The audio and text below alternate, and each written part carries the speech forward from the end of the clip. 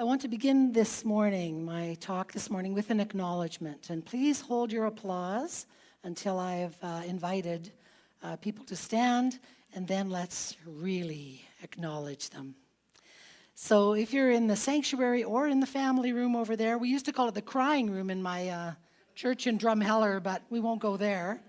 So if you're in the family room or you're out here in the main body of the sanctuary, if you are a mom, please stand up. If you are a stepmother, please stand up. If you are a person who has no official status as a mom, but you have played that mothering role, you know who you are. Grandmothers, if you're not already standing, you may already be standing because you're moms as well, of course. Do we have any great-grandmothers in the crowd? I know we have at least one. Eleanor and Patricia are over there. Yes, thank you. Any great-great-grandmothers?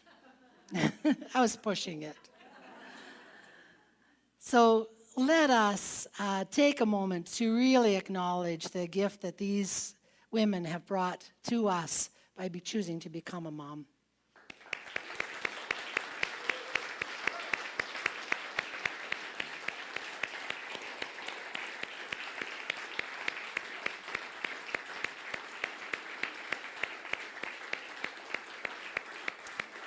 Thank you. This day is for you.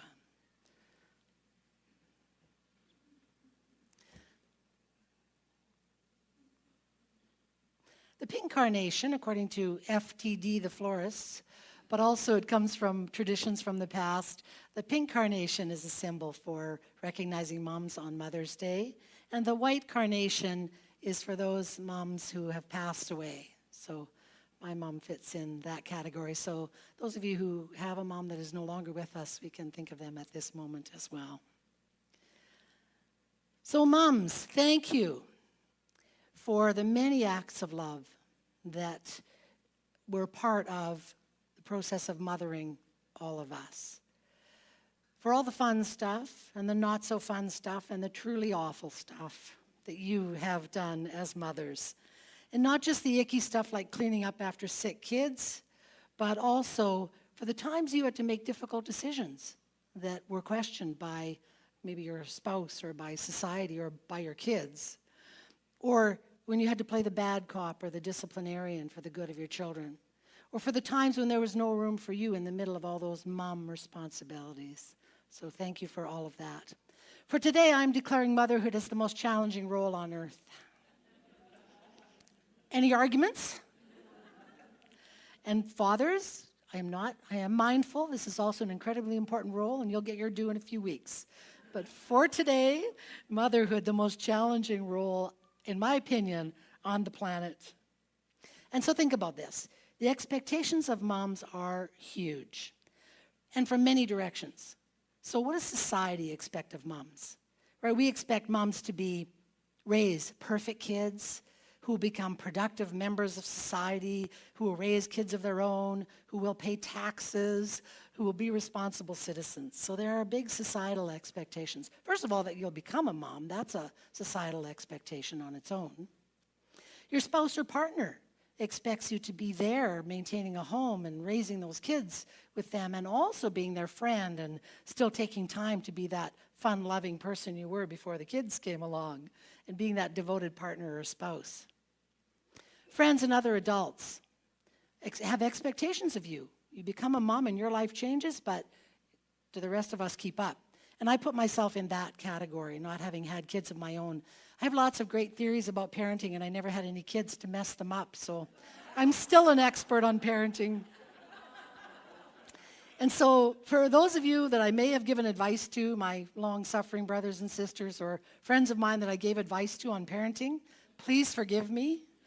I hope I was not too insufferable. But there's lots of advice, right? Your friends want to give you advice. They always kind of know a little bit better because they're not there having their buttons pushed or having the demands of motherhood on them. So, and your friends also want you to carve out time for them. They want you to be the friend you used to be. They want you to listen to their problems and talk about them when you're absorbed in this all-encompassing mission of raising children. And finally, you live with the expectations from your children First, all of their needs when they were little. They needed you just to survive to begin with. Then their wants and demands as they were growing up, sometimes as they move into their teen years, completely unreasonable demands, but demands nonetheless. And we children just never go away, do we?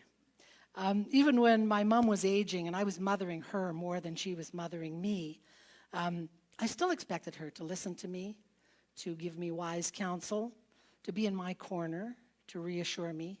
So really, this is a lifelong job. So I found this on the internet. It said, what do children say about their mother or to their mother? At 3 years old, Mommy, I love you. At 10 years, Mom, whatever. At 16 years, Mom, you're so annoying. Did you catch the eye roll? Yeah. At 18 years, I'm leaving this house. At 25 years, Mom, you were right. At 50 years, I don't want to lose my mom. At 70 years, I would give up a lot to have my mom here with me. So hang in there, moms, if you're younger.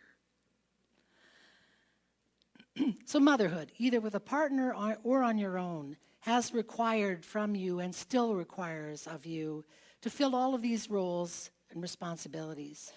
You started out, frankly, as an incubator, a lifeline, a food bank, a nurturer, a disciplinarian, a transportation coordinator, a chef, a coach, a teacher, a minister, doctor, mom, and I'm sure many more I have not listed. Probably some of you are thinking of other roles that mothers have played. So, I mean, holy cow, who could do all this? Right? It's asking a lot. So, and it's impossible, I would say, to be perfect in this incredibly demanding role. My mom came awfully close, and I still spent time in therapy letting go of childhood stuff. I couldn't let this day go by without sharing some photos of my mom. Some of you have heard the story of she was 94 years old when she took a ride on this motorcycle from the Wayne Bar. It was quite brilliant.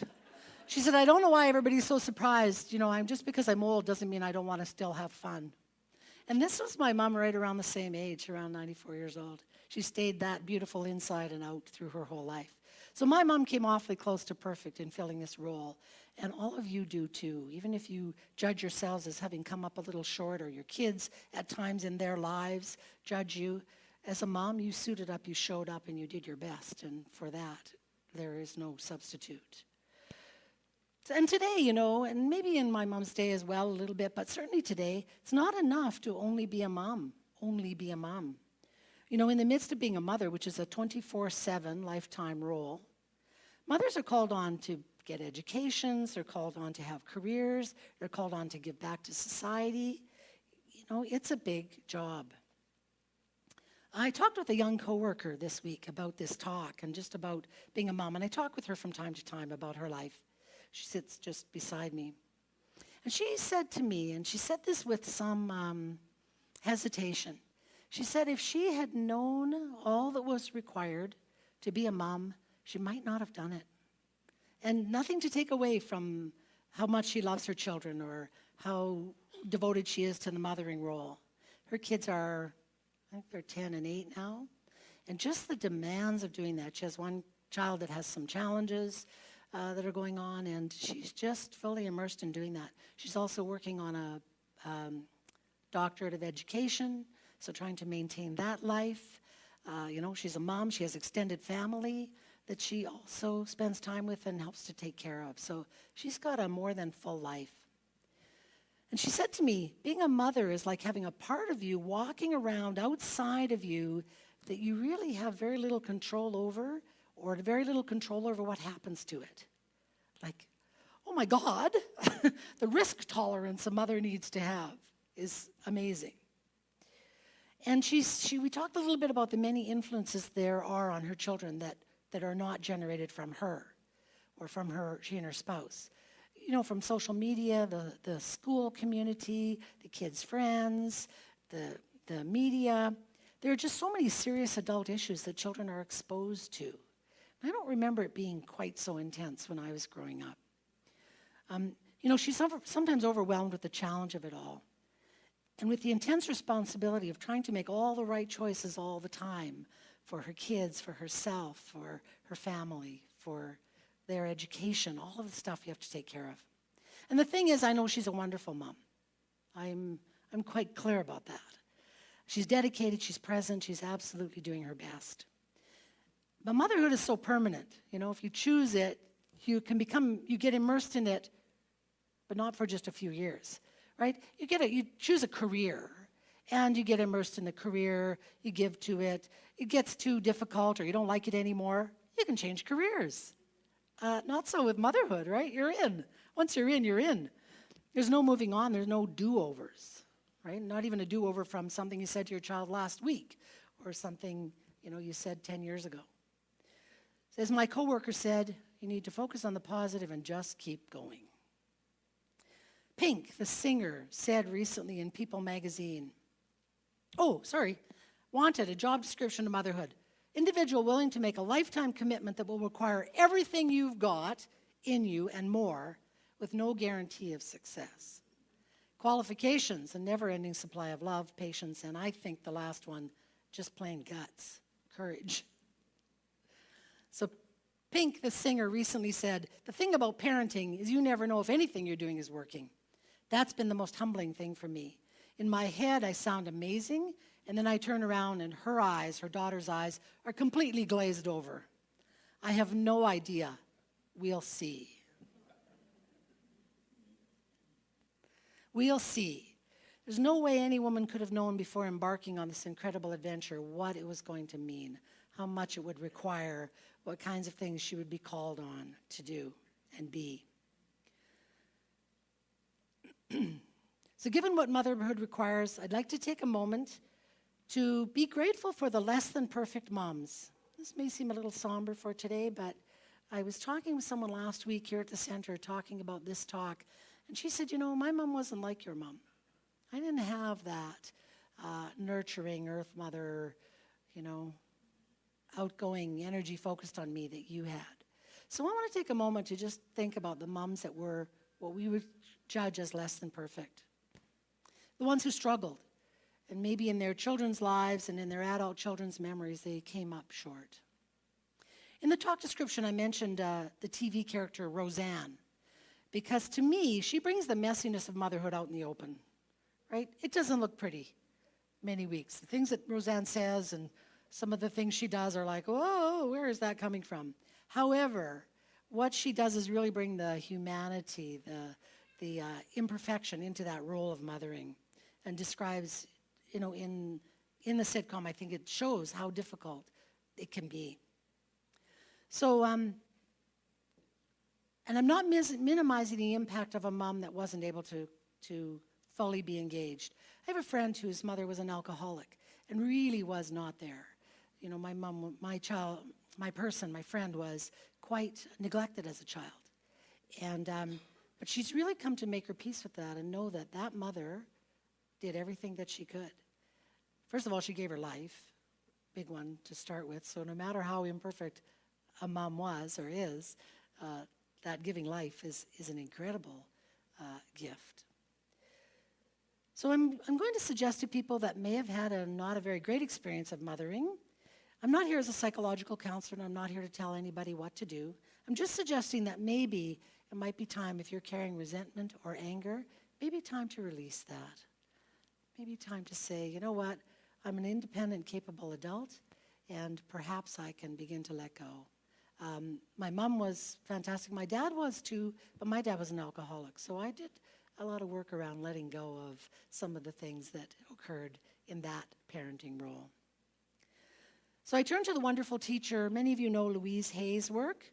And Louise Hay wrote this: respect your parents for who they are, not for whom you wish they would be. Give love unconditionally and speak up for what you want. Your relationship will get better.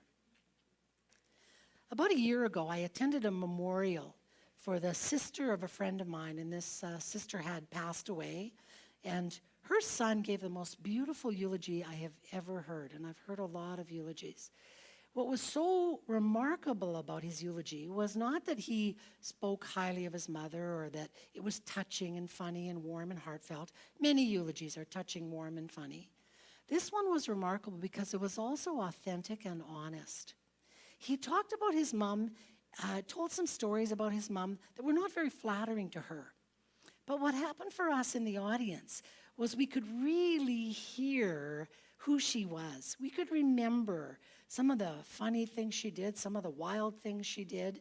And it was like he brought her whole person into the room, not just this idealistic mom he remembered. He didn't just pick out the good parts. He remembered with us all of who she was. It was really quite beautiful and not that usual. You don't hear that very often. He described her as a complicated woman, and that was filled with all kinds of meaning. And it was a fabulous acknowledgement, I thought, of his mother, that he was able to see her as more than his mom, that he was able to see her as a whole human being that he grew to love. And he had really released the desire to change her in his mind or to change her in her person into the perfect mom. So again, today I encourage us all to be thinking about that. You know, maybe it's time to give our moms a bit of a break and appreciate that they're real live people with all of the challenges that life throws at us, and that their mothering of us was perfect. And if they kept a whole person going at the same time as they were mothering, good on them. My mother apologized to me one day. She said, you know, sometimes, Marjorie, I worry that I left you at home too much taking care of your brothers. And I didn't really have any resentment against her for that. But when she said it, I thought, you know what? My mom sang in the choir. She sang in Sweet Adelines. She kept the life. And then I was the middle child, and I was the more nurturing of my sister and I. My sister was off playing basketball and running around with her friends, and I was the one at home mothering these couple of brothers. And I really appreciated that. I really appreciated that she said to me that was part of me being able to maintain a life, and thank you for stepping in. Louise Hay also said, I have a relationship with my mother that serves us both. What kind of relationship would you like to have with your mother? Put it into affirmative treatment form and start declaring it for yourself. Then you can tell her. If she is still pushing your buttons, you are not letting her know how you feel. You have a right to live the life you want. You have a right to be an adult. It may not be easy. Decide what it is you need. She may not approve of it, but don't make her wrong. Don't make her wrong. Tell her what you need. Ask her, how can we work this out? Say to her, I want to love you, and I want to have a wonderful relationship with you, but I need to be myself. So I encourage you, for your emotional, mental, spiritual health, to consider this opportunity. Maybe it is time to let our moms and ourselves off the hook if we have some of that stuff hanging around. And if you don't, fantastic, even better. Ernest Holmes said, for selfish reasons alone, we cannot afford to find fault, to hate, or even to hold in mind anything against any living soul, or even a soul that's someone that's passed away, but the soul is still living. The God of love cannot hear the prayer of the one who fails to love. Let us make our unity with all people, with all life. Many moms made it look easy, and they make it look easy. But it's not easy to succeed at the role of motherhood. Never let them see you sweat. There's some moms that are, under the surface pedaling as fast as they can to keep things going, but they look fantastic in the role. So given the challenges of this role, the possibility of getting things wrong that will affect somebody for their entire life, possibly. So given the demands and the uncertainty of success, why would any woman in her right mind undertake this incredibly demanding role? So there are external reasons why people become moms, right? There are societal expectations, wanting to create a family with someone you love, wanting to create more love in the world. But I say that there's also this divine, this underlying spiritual impulse that calls mothers forward to take on this incredible commitment. So that's why I entitled this talk, Motherhood, a Divine Idea. I really think it is. I think it's the ultimate. If you think about it, isn't it the ultimate creative act to bring another life into the world and take the responsibility for nurturing it and growing it? Wow. So it's the ultimate act of creation, and I think we can all learn from that inspiration that mothers have given us by taking that new idea, gee, I should have a child, giving birth to it literally, and then nurturing it and growing it. We talk all the time in here about growing ideas and about inspiring and living from our big ideas. Ernest Holmes said, "We are surrounded by an infinite possibility. It is goodness, life, law, and reason. In expressing itself through us, it becomes more fully conscious of its own being. Therefore, it wishes to express through us. As it passes into our being, it automatically becomes the law of our lives.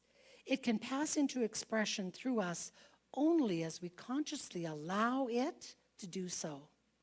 Therefore, we should have faith in it." Think of the faith it required for a person to embody the role of motherhood. The faith that required.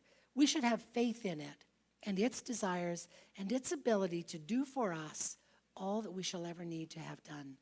So this big idea of mothering, this big idea we may birth ourselves, another kind of idea, we have everything that we need. Not just to have the idea and be inspired to start on it, but we have everything we need to carry it out. And we need to remember that. So moms, I encourage you, let a little of it go. Let it go to that spirit that will support you and does support you in every moment. So we can be inspired, as our mothers have been, to trust in our own creativity to birth an idea and trust in the outcome. We plant the seed, we nurture it, we release it to a universe that wants only its good. The final point I want to make today is I want to compare that last stage of creation, that letting go, releasing our idea in faith and trust. I want to compare that to the final act of motherhood, which is the mother's responsibility to encourage, even to insist on the child becoming independent. And of all the demands of motherhood, I'm thinking this one might be the toughest. You know, there are some geese nesting outside my office, and they're on the third floor of the building. There's a little patch of grass on the kind of one of their roofs, and there's this patch of grass, and there are some geese nesting there. And I'm thinking, oh my God, how are they going to keep these goslings safe when they fledge, right? Like they step off, and that's 3 floors down. So to me, that's like mothering, right? Letting your kids make their own mistakes, letting them go out into a world that you may be thinking, I don't know how hospitable this world is going to be toward them. So how does a mother really, after years of needing to be all things to her children, take their hands off and let their children make their own mistakes? Mothering is not for sissies. My coworker also said that being a mother is like an artist, being an artist shaping a piece of pottery. You need to ensure the work of art or the child is beautiful in form, that it has some say in its own formation, but also that it will ultimately be strong enough to withstand the pressures it will face. So mothers, I chose a reading for you today that describes the separation, the letting go of the creation, in this case the child, and I hope it will offer you inspiration, affirmation, and comfort in the role that you have played in this important aspect of motherhood. Khalil Gibran, the Persian poet many of you are familiar with, wrote, "Your children are not your children. They are the sons and daughters of life's longing for itself. They come through you, but not from you. And though they are with you, they belong not to you. You may give them your love, but not your thoughts, for they have their own thoughts. You may house their bodies, but not their souls, for their souls dwell in the house of tomorrow, which you cannot visit, not even in your dreams.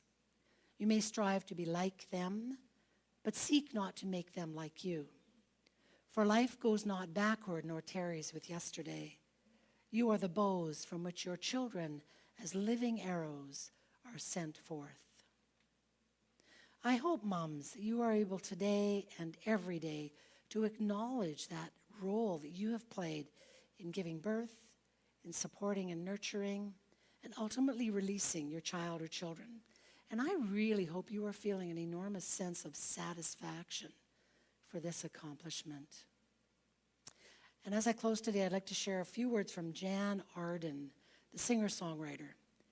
And to me, these words really capture what mothers ultimately give to their children, which is the courage to grow up, to become their own person.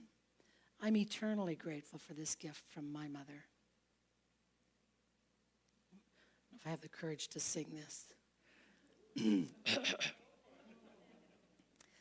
I've got a good mother, and her voice is what keeps me here.